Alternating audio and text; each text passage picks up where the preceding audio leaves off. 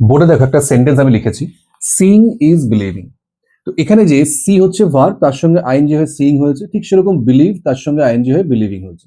তো ভার্বের সঙ্গে যখন আমরা আইএনজি অ্যাড করি তখন সেটা নন ফাইনাইট ভার্বের মতো কাজ করে, যদি আগে না বি ভার্ব থাকে। তো এখানে কিন্তু সিইং আর বিলিভিং দুটোই নন ফাইনাইট ভার্ব এবং দুটোই হচ্ছে জিরান্ড, মানে নাউনের কাজ করছে। তো এই যে নন ফাইনাইট ভার্বের দুটো ফর্ম আছে, কি কি? একটা হচ্ছে ভি ওয়ান প্লাস আইএনজি, যেমন আমরা সিইং বললাম, আর একটা হচ্ছে টু প্লাস ভি ওয়ান, যাকে আমরা বলছি টু সি। মানে এটাও নন ফাইনাইট, এটাও নন ফাইনাইট, দুটোই সেম ক্যাটাগরির মধ্যে পড়ছে, কিন্তু এটাকে আমরা জিরান্ড বলছি, এটাকে আমরা বলছি ইনফিনিটিভ। তার মানে এই সেন্টেন্সটাকে যদি আমরা এই স্ট্রাকচারে ফেলি তাহলে কি লিখতে পারি? To see is to believe, তাই না? তার মানে সিইং ইজ বিলিভিং মানে যা, to see is to believe মানেও তাই।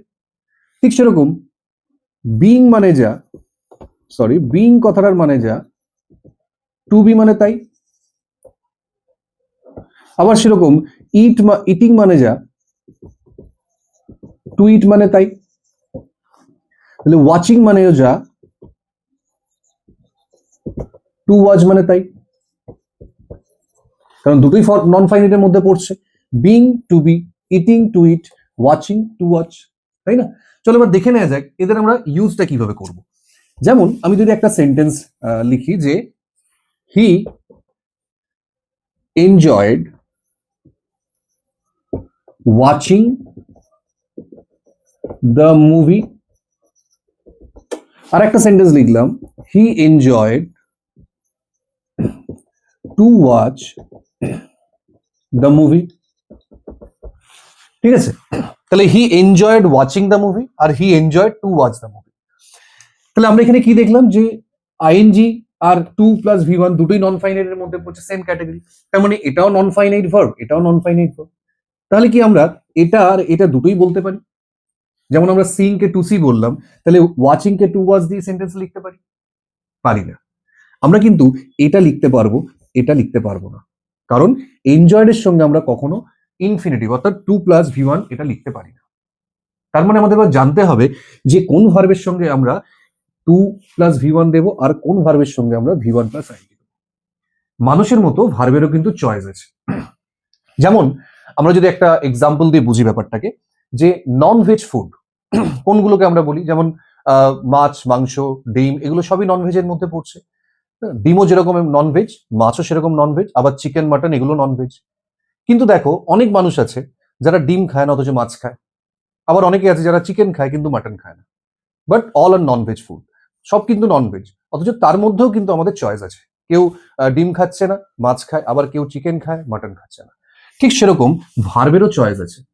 মানে দুটোই নন ফাইনাইটের মধ্যে পড়ছে, সিইং টু সি দুটোই নন ফাইনাইট, কিন্তু সব ভার্ব আবার এই আইএনজি ফর্ম নেয় না, আবার সব ভার্ব টু নেয় না। কিছু কিছু ভার্ব আছে যাদের সঙ্গে আমরা এই সিইং ইউজ করবো, মানে ভার্বের আইএনজি ফর্ম ইউজ করবো। কিছু কিছু ভার্ব আছে বা অ্যাডজেক্টিভ যাদের পর আমরা টু প্লাস ভি ওয়ান এর ফর্ম ইউজ করবো। তো চলো দেখে নেওয়া যাক কার সঙ্গে আমরা কোনটাকে ইউজ করবো।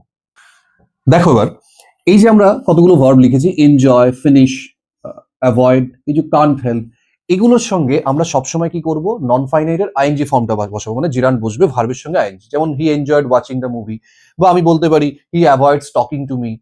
এইভাবে আমরা সেন্টেন্স বলতে পারি। আবার continue, wish, promise, ready, ready একটা অ্যাডজেক্টিভ, এইগুলোর পর আমরা সবসময় কি করবো? ইনফিনিটিভ মানে টু প্লাস ভি ওয়ান এর ফর্ম ইউজ করবো। এদের সঙ্গে আমরা আবার কখনো আইএনজি ফর্ম দিতে পারবো না। যেরকম যে ডিম খাচ্ছে না, মাছ খায়, আবার যে মাছ খাচ্ছে হয়তো মাছ খায় না, সে হয়তো ডিম খায়, এরকমও হতে পারে। ঠিক সেরকম এখানেও তাই হবে। তাহলে এই ওয়ার্ডগুলোর সঙ্গে আমরা সবসময় ইনফিনিটিভ ইউজ করছি, এই ওয়ার্ডগুলোর সঙ্গে আমরা সবসময় জিরান্ডার ইউজ করছি। যেমন he continue to take sugar in his tea, আমরা কিন্তু কখনো হি কন্টিনিউ টেকিং সুগার বলবো না। ক্লিয়ার? এইবার এরকম অনেক মানুষও আছে যারা ননভেজ সবই খায়, মানে মাছ, মাংস, ডিম সবকিছুই কিন্তু খায়, কোনো কিছুই ছাড়ে না, তাই না? এরকম তো অনেকেই আছে। ঠিক সেরকম এরকম কিছু ভার্বও আছে যারা আবার নন ফাইনাইটের দুটো ফর্মের সঙ্গেই বসতে পারে। সেই ভার্বগুলো কি কি?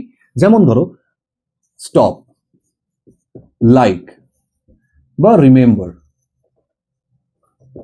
এরকম বেশ কিছু ভার্ব আছে যেগুলোর সঙ্গে আমরা টু প্লাস ভি ওয়ানও বসাতে পারি, আবার ভি ওয়ান প্লাস আইএনজিও বসাতে পারি। কিরকম? যেমন স্টপ, আমি বললাম he stop reading news paper. আবার হি stopped to read newspaper. দুটো সেন্টেন্স দেখো ভালো করে। আমি এখানে স্টপের সঙ্গে আইএনজি দিলাম আর এখানে স্টপের সঙ্গে ইনফিনিটিভ টু এর ইউজ করলাম। দুটোই কিন্তু কারেক্ট, বোথ আর কারেক্ট, কিন্তু দুটোর মিনিং আলাদা আলাদা। আমি যখন বলছি he stopped reading news paper, এই কথাটার মানে কি যে সে নিউজ পেপারটা পড়তে পড়তে বন্ধ করে দিল, এটাও হতে পারে। আবার এরকম হতে পারে তার নিউজ পেপার যে পড়ার অভ্যাসটা ছিল সেটা সে বন্ধ করে দিল, ছেড়ে দিল, মানে he stop the habit of reading news paper. কিন্তু এই সেন্টেন্সের মানে কি he stopped to read the news paper, তার মানে হচ্ছে সে নিউজ পেপারটা পড়ার জন্য দাঁড়ালো। ঠিক আছে, সে হয়তো কোনো রাস্তা দিয়ে হেঁটে যাচ্ছিল, নিউজ পেপার দেখলো, সেটা পড়ার জন্য সে দাঁড়ালো, তখন কিন্তু আমরা স্টপের সঙ্গে টু ইউজ করছি। লাইকের সঙ্গে আমরা তাই দিতে পারি, শি লাইকস ডান্সিং, আবার শি লাইকস টু ডান্স। যখন আমরা শি লাইকস ডান্সিং বলছি, লাইকের সঙ্গে যখন আমরা জিরান্ডের ইউজ করছি, এর মানেটা কি হচ্ছে যে শি এনজয়স ডান্সিং। তার মানে এই নয় যে সে নাচে, সে নাচ দেখতে ভালোবাসে। কিন্তু she likes dance to dance কথাটার মানে কি সে নিজে নাচে, নাচতে ভালোবাসে। ক্লিয়ার? তার মানে এই যে ভার্বগুলো আছে এদের সঙ্গে কিন্তু আমরা দুটোই বসাতে পারি, আর এই ভার্বগুলোর সঙ্গে জিরান বসবে, এই ভার্বগুলোর সঙ্গে আমরা ইনফিনিটিভ বসাবো। এরকম আরো অনেক ভার্ব আছে, আমি কয়েকটা ভার্ব লিখলাম। তাহলে ভার্বের সঙ্গে কোথায় আমরা 2+V1 দেবো, কোথায় আমরা আইএনজি দেবো, এগুলো কিন্তু আমাদের জানতে হবে, নাহলে সেন্টেন্স লিখতে গিয়ে আমাদের প্রবলেম ফেস করতে হবে।